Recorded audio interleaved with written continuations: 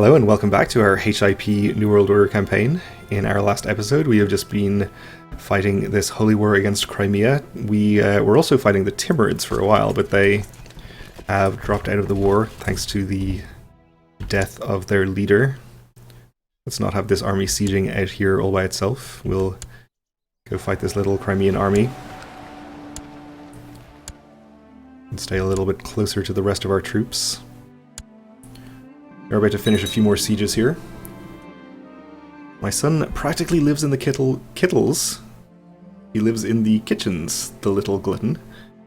We can have him become gluttonous or talk to him about moderation. Temperate would be a lot better. And he is indeed temperate.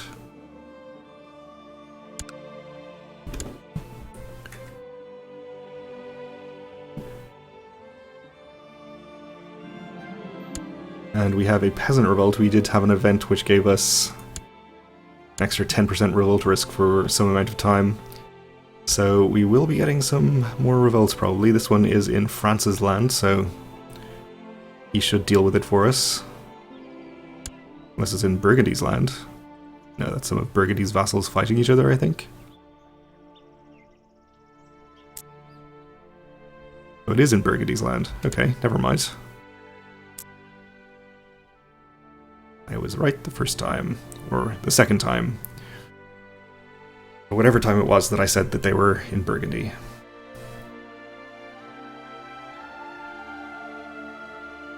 There's a few Teutonic Order armies wandering around here. I wonder what they're up to.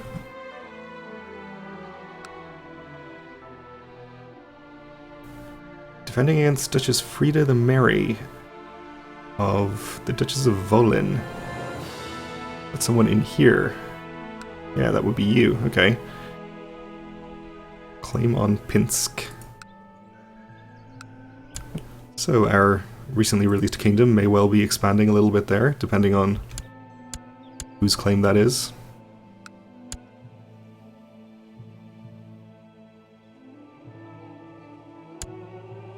And depending on if they can win, of course.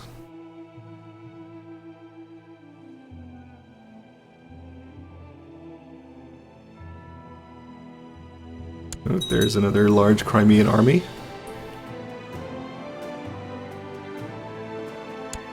And this guy has been called in, not actually of the Timurids, but he was a relation of Timur the Victorious. And also Timur the Magnificent. The second Timur. Let's see. We could give up our siege progress here and try and catch them, which we actually cannot do. Where would they be going? Probably wandering around here to maybe try and attack my smaller army or something. We'll just let them go and continue our sieges.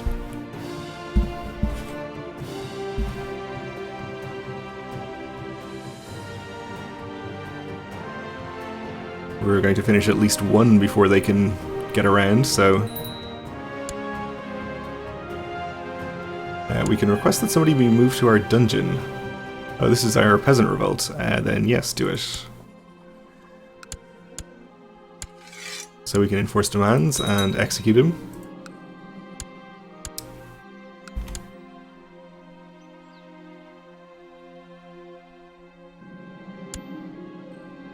Oh, and the Timurids have a decadence revolt. They're not even that decadent. So they have 36,000 troops at the moment. Decadence Revolt has 54,000, so they are in a bad spot there. Doesn't help that we killed some of their troops just recently.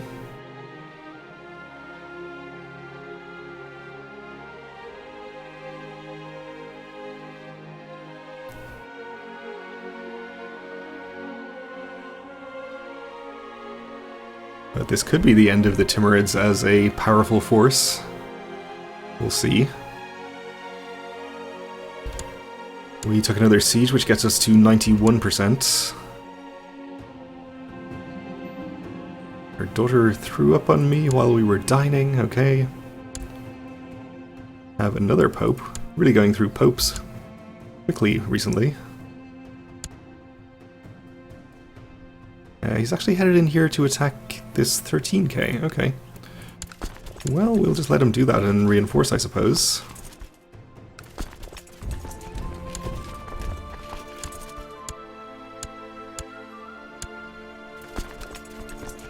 Make sure we have good characters in here.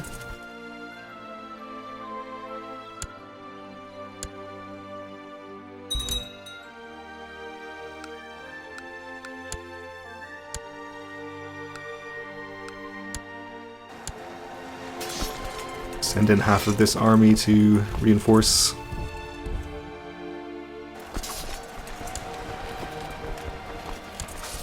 Ooh, things are going pretty badly here at the start, despite the river crossing.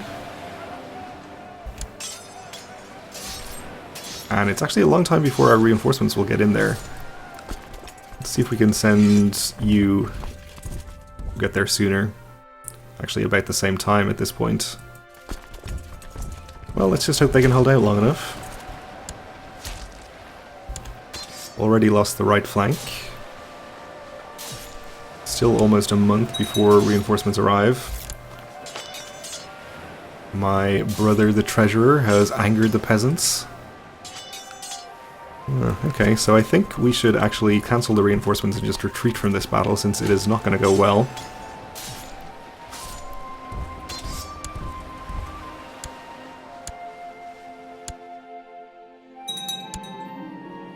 And the Timurids have a Yazidi revolt as well as their decadence invasion revolt thing. Okay.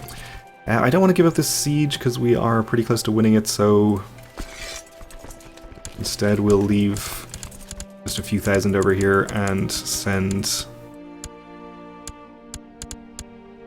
Yeah, 20,000 should be fine to take care of this 12.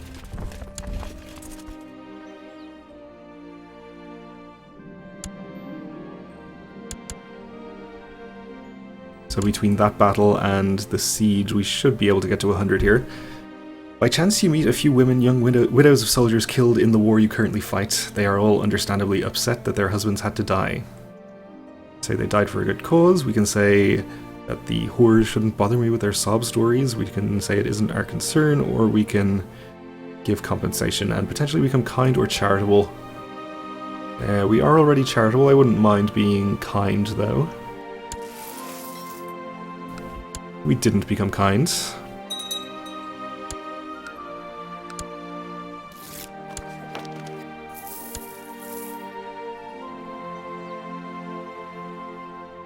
So it definitely seems like we're going to catch this army in here, since they're not even trying to leave.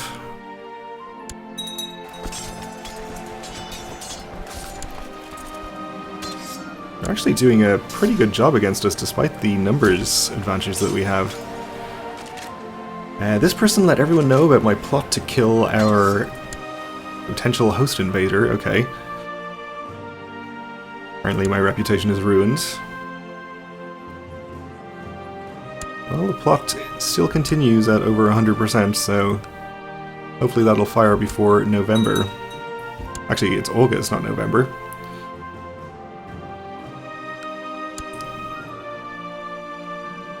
Okay, looks like we're going to win that battle anyway.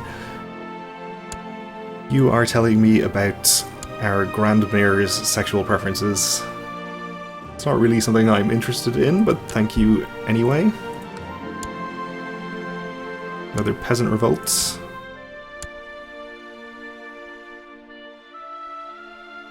Appeared right on top of France's army. They should take care of that for us. Okay, that gets us to 91. We'll follow the army. This siege might even get us to 100 if we're lucky. Only 97.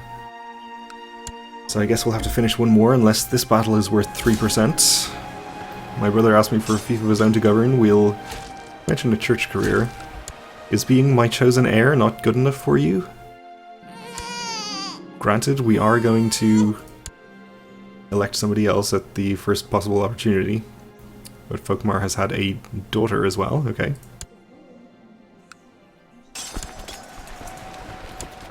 Only worth 0.5%.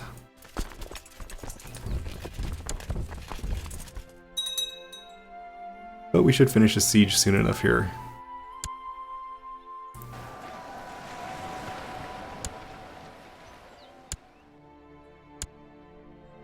which will get us to 100.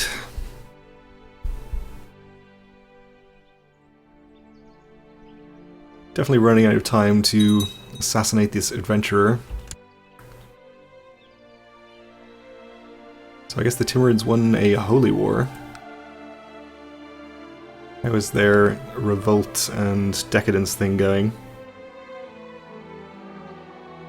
0% for the decadence revolt, okay. They've got a host conquest.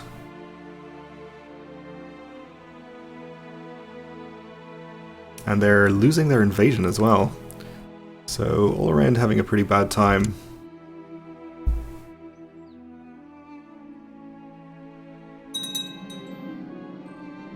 And we have a new Grand Mayor, okay. Seems like a pretty good character. He's fairly happy with me.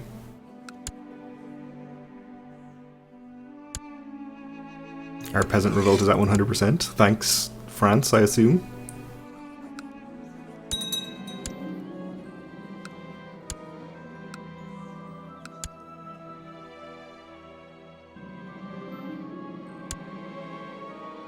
So this will finish any day now. And get us to 100%. And here comes our host invasion, okay. It's his conquest of Normandy. And he's got 30,000 troops. Okay, so I think Normandy is under France, so maybe they will just take care of this for us.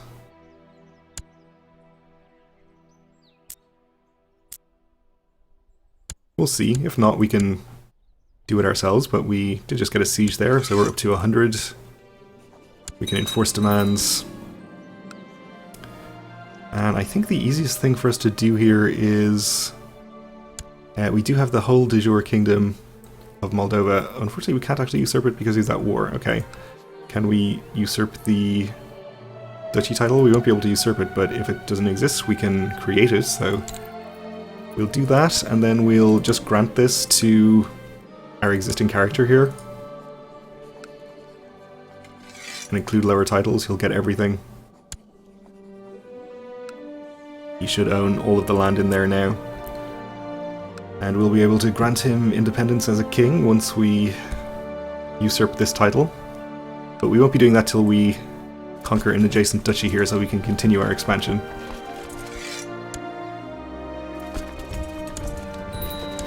And we fulfilled our ambition to win a war, which is nice. Let's take the ambition to convert a province, why not? Because I bet we have some to convert that we have just acquired. Actually, we haven't even converted this one that our chaplain is already working on, so we'll just leave him there.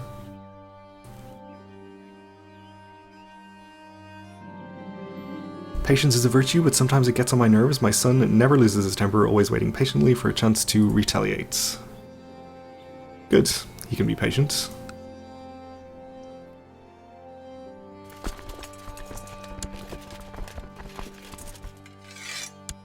Apparently he's moved his capital to a new county in here, as he feels it's better than the previous one.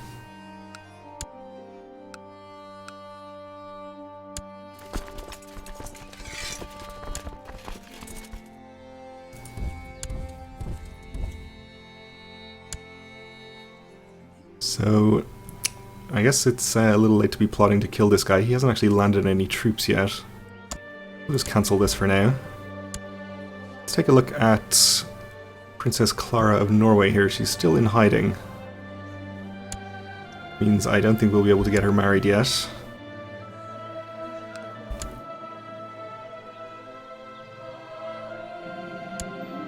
Though of somewhat dubious provenance, the Duke of Friesland has presented me with evidence that the Queen of Saxon is plotting treason against me.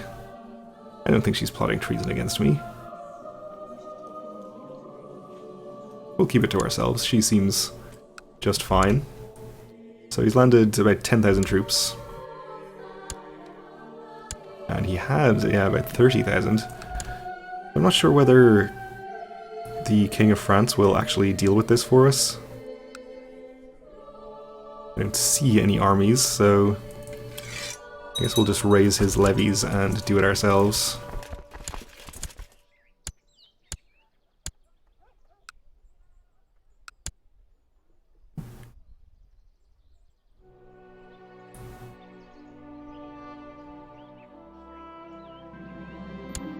My wife is pregnant again, good.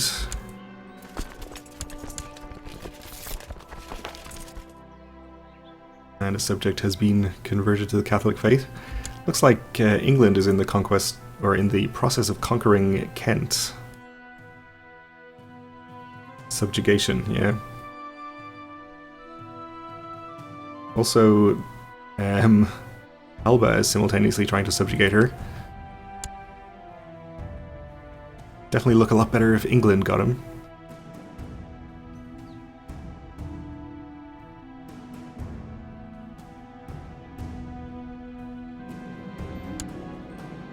Oh, I did say I was going to change the hunting focus, but I forgot, so we'll just go on one last hunt then.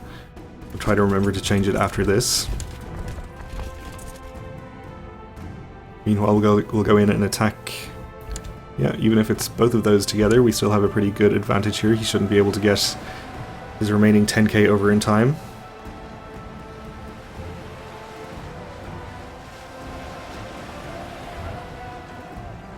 Oh, they did actually get in, I think. But we won anyway, and that gets us to 100%, so we can just end it. This guy has 500 gold, so we'll banish him.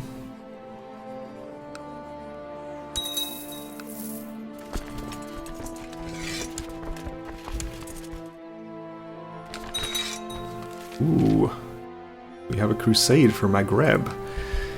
His Holiness the Pope has been swayed by the cries for help from the Christian population in the Despotate of Maghreb. He urges all able-bodied men of Europe to take up arms against the evil despot of Crimea in order to secure Maghreb from the clutches of the Mohammedan infidels. Deus Vult. Okay, so I guess we can probably just bypass our truce against Crimea by joining this war. We'll get to, assuming that we win, gain the Kingdom of Maghreb here, which will be great. Also, we've apparently lost a county in here, I just noticed. Grand Prince of Mazovia.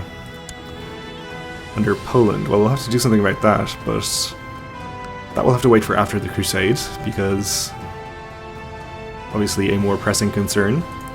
We'll offer to join. He'll obviously accept.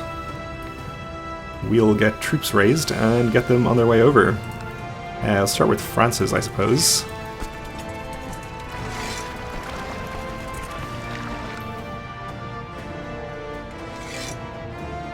Saxon doesn't actually have that many.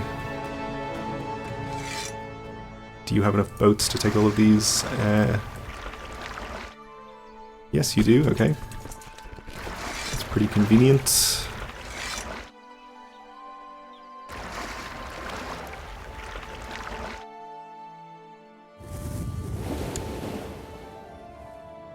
This is about 60,000 troops. How many do Crimea have?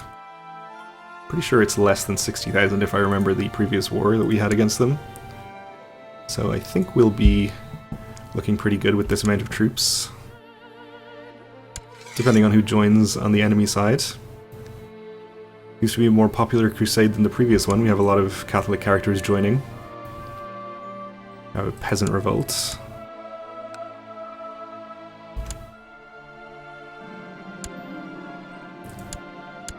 And we're off to hunt the Great White Stag. Not that we have crusades to deal with or anything. Obviously the hunting is more important.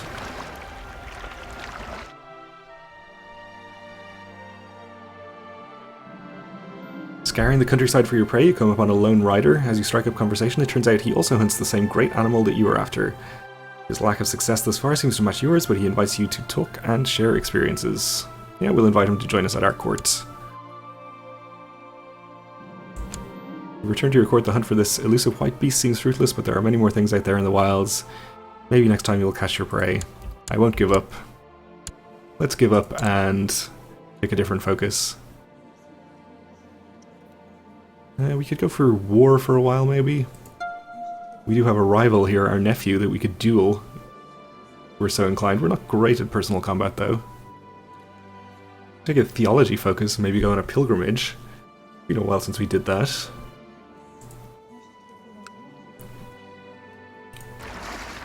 Alright, I think we'll just land this 26k over here. Let's put ourselves in charge of it for the moment so that we can get the Pilgrim trait, or the Crusader trait, rather. Sort of like being a Pilgrim, except angrier.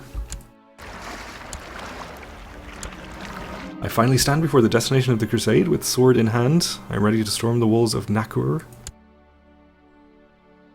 Deus Vult, we gain the Crusader trait. Excellent. Okay, well, we're about out of time for this episode, so we'll have to leave it here and start fighting the Crusade in earnest next time. So thanks for watching, and join me again then.